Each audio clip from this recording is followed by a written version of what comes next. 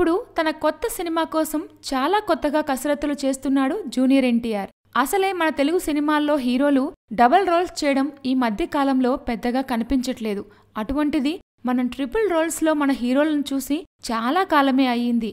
అప్పుడెప్పుడో ఎన్టీఆర్, ఆ తర్వాత మెగాస్టార్ చిరంజీవి వంటి వారే ఇలా ట్రిపుల్ రోల్స్ టేకప్ చేశారు. ఇప్పుడు ఇలాంటి తరహా ట్రిపుల్ రోల్లో జూనియర్ జై లవకుశ సినిమాతో టాలెంట్ చూపించబోతున్నారు. ప్రస్తుతం పూణేలో ఈ సినిమా తాలూకు పాటను ఒక మహల్లో షూటింగ్ చేస్తున్న సంగతి తెలిసిందే. అయితే ఈ పాట కోసం ఎన్టీఆర్ కాస్త గట్టిగా కష్టపడాల్సి వస్తుందట. ఎందుకంటే ఒకేసారి ఈ పాటలో 3 క్యారెక్టర్లు కనిపిస్తాయి.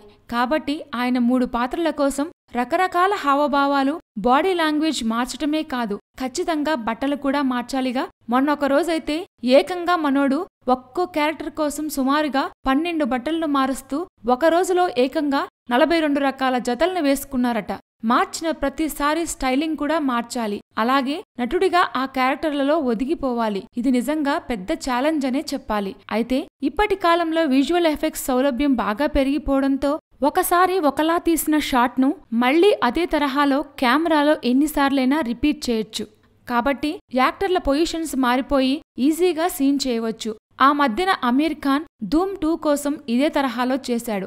ఇప్పుడు జూనియర్ ఎన్టీఆర్ కూడా అదే టెక్నాలజీని తన నటనా చాతుర్యం మిక్స్ చేసి రెచ్చిపోతున్నారట.